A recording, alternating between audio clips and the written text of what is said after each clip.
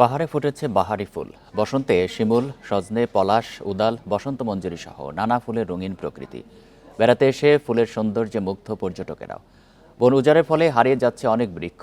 পাহাড়ের প্রকৃতি ও পরিবেশ রক্ষায় গাছ সংরক্ষণের তাগিদ পরিবেশ কর্মীদের। পাহাড়ে রং ছড়িয়েছে কমলা ও লাল রঙের শিমুল। ফুলের মধু পান করতে ছুটে আসছে পাখি ও কাঠবিড়ালি। রঙিন হয়ে উঠেছে পার্বত্য চট্টগ্রামের বিলুপ্তপ্রায় উদাল। ফুটেছে পলাশ, বসন্ত মঞ্জুরি, সজনে সহ নানা ধরনের ফুল। বছরের অন্য সময়ের তুলনায় বসন্তের প্রকৃতি দেখে মুগ্ধ পর্যটকরাও। অসাধারণ এই সৌন্দর্যে আরো নতুন মাত্রা যোগ করেছে এখানকার বিভিন্ন ধরনের পাহাড়ি ফুল। সৌন্দর্য ছড়াচ্ছে, যেটা দেখে আমাদের এই দূর থেকে চট্টগ্রাম শহর থেকে আসার ক্লান্তিটা এক নিমিষেই মিশে গেছে। এখানে অনেক ধরনের পাহাড়ি ফুল ফুটেছে, যেমন পলাশ, শিমুল, আরো অনেক ধরনের ফুল। এগুলো সব কিছু একাকার মিলে পাহাড়ের এক নতুনই রূপ সৃষ্টি হয়েছে।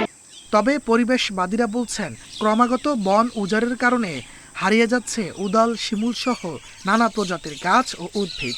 পাহাড়ের সৌন্দর্য ও প্রকৃতি রক্ষায় দেশি বৃক্ষ সংরক্ষণে উদ্যোগ নেওয়ার তাগিদ তাদের। বন উজাড়ের কারণে এবং এই জনসংখ্যার বৃদ্ধির কারণে আসলে আমাদের এই বিশেষ করে হচ্ছে উদাল, পলাশ, শিমুল এগুলো উজাড় হয়ে যাচ্ছে। তো আমি মনে করি আসলে এটা আমাদের উদ্যোগ নেওয়া দরকার। পাহাড়ের বিভিন্ন প্রজাতির ফুল ও দেশীয় গাছ রক্ষা প্রকল্পের আওতায় প্রতি বছরই বিভিন্ন প্রজাতির চারা বিতরণ করা হচ্ছে বলে জানান এই কর্মকর্তা। উপযুক্ত এলাকাতে আমরা ওই স্পিসিসগুলো যাতে ফিরে আসে, এটার জন্য একটা কার্যক্রম আমরা চালাচ্ছি এবং সেটা কন্টিনিউ করতেছি। উদাল সহ আর বিভিন্ন স্পিসিস আমরা এখানে কিন্তু সংরক্ষণ করতেছি, এখান থেকে যাতে হারিয়ে না যায়। পার্বত্য চট্টগ্রামে বিলুপ্তির পথে প্রায় 185 প্রজাতির উদ্ভিদ।